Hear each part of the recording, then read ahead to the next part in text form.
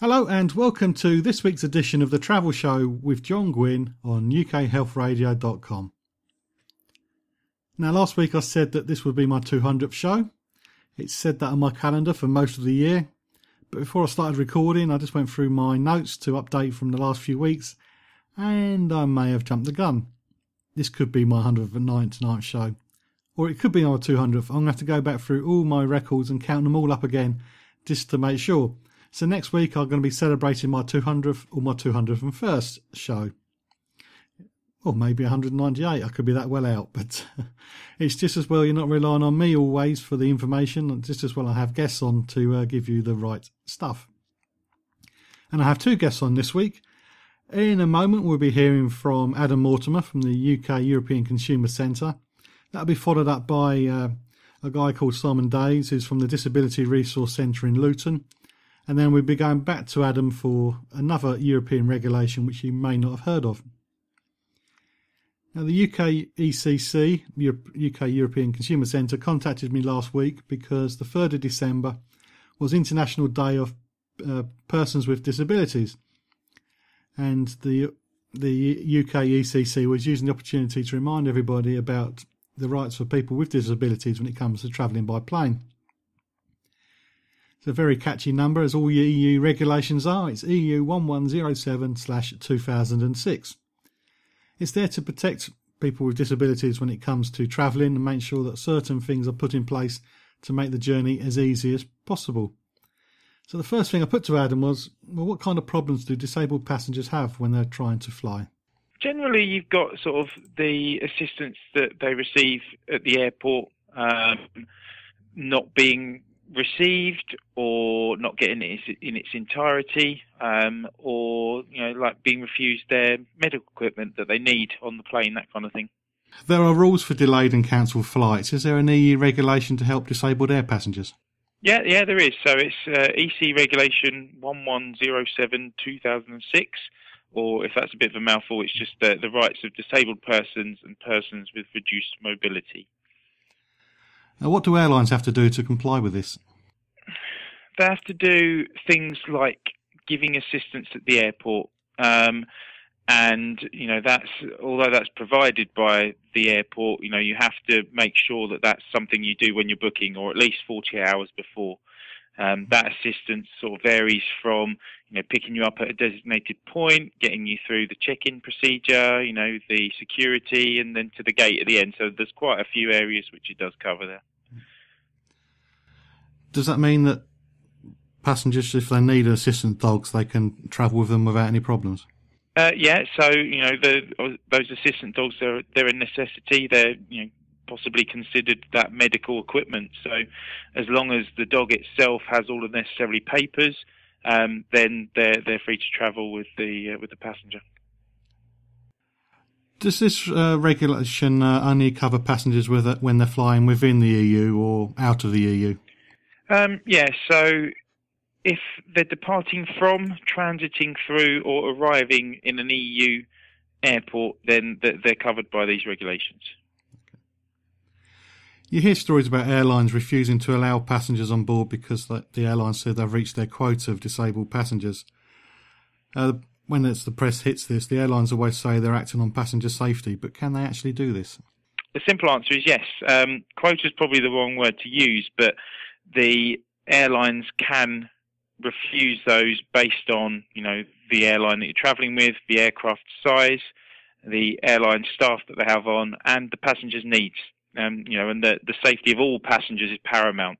So it will really depend on the situation. But, as I said before, it's got to be notified at least 48 hours before. Mm-hmm. So, you don't necessarily see it that often, but there is obviously a chance where a passenger could be denied boarding, if the relevant information hasn't been given early enough, and then it would just be a straightforward denied boarding claim.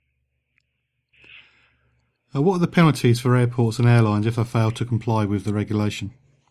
It's set by each individual member state in the EU, and it's dealt with by the designated bodies, so it can vary from place to place. And how can we find out more about this particular regulation? Yeah, so obviously you can Google EC Regulation 1107/2006. The EU Commission website has the complete text from the regulation there. Can be a bit tough to read.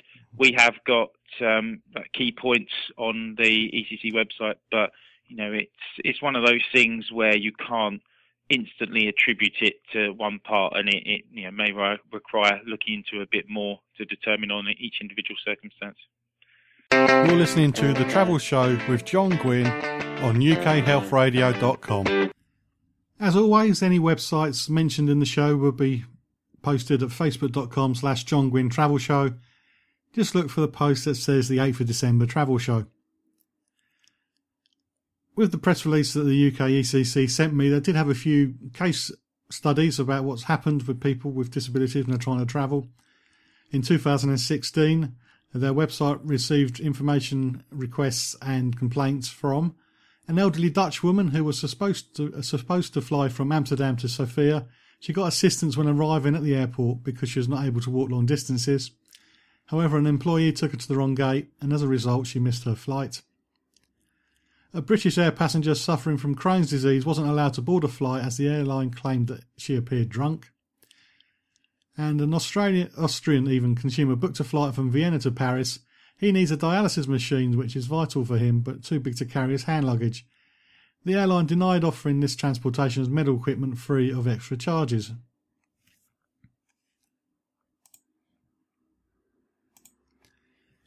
So what should be provided?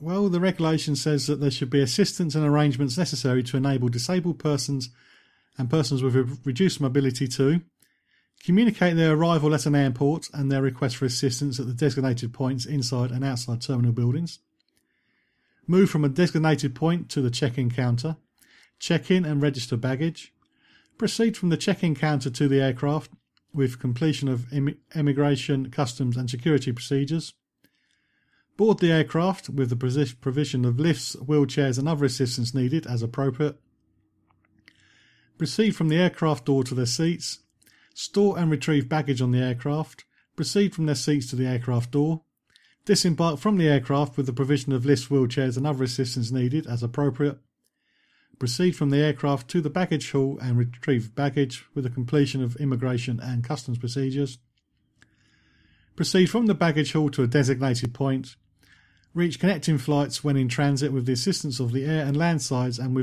between terminals as needed, and move to the toilet facilities if required. That sort of thing should be put in place.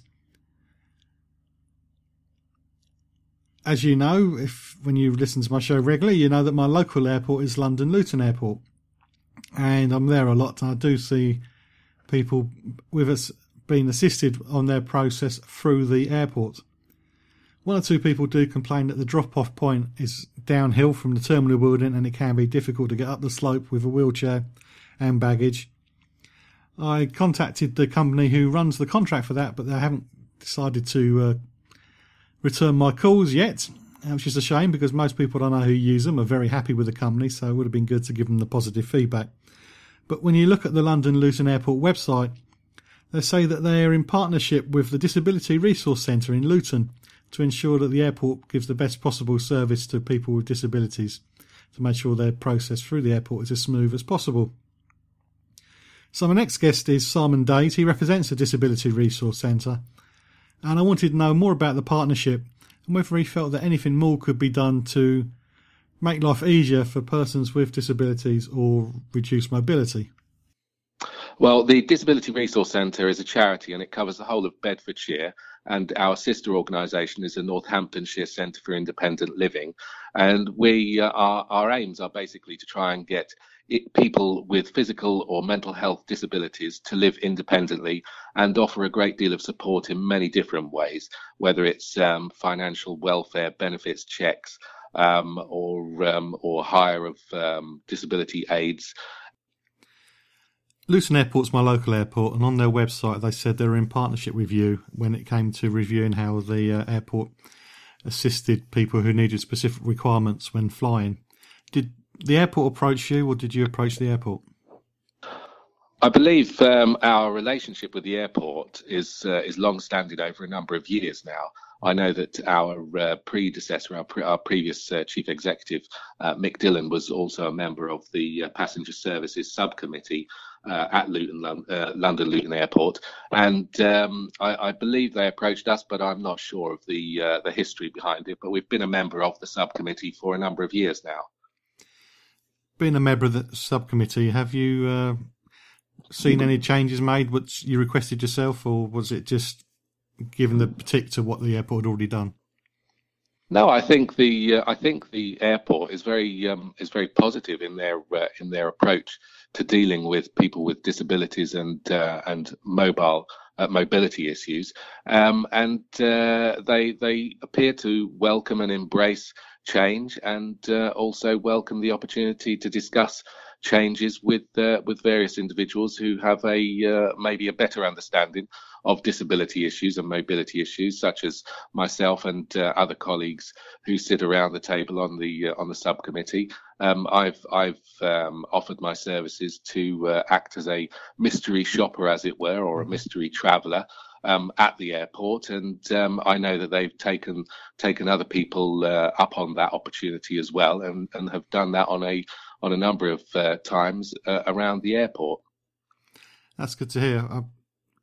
But as is my local airport, people do say about the same thing, about that it's a slope going up from the drop-off area getting to the air terminal building. It can be a bit difficult with a wheelchair, but they're putting in a covered walkway, which I'm assuming is going to be nice and level, so that's going to make a big difference to people. It's good to hear that you're happy with what the airport are doing, but do you feel that they're unusual when it comes to UK airports? Do you feel that other airports are not doing as good a job? I think there are a number of key issues with regards to travelling by air. Some of the airports, you feel as if you're a second-class citizen being left in or corralled in a pen when you're waiting for a wheelchair because there aren't enough wheelchairs to take you. That was particularly the case, or my experience at other airports previously, before I was in my own electric wheelchair. So when I was waiting for wheelchair assistance, there always seemed to be a optimum number of people who were allowed to use a wheelchair on an aeroplane for safety reasons, I'm guessing.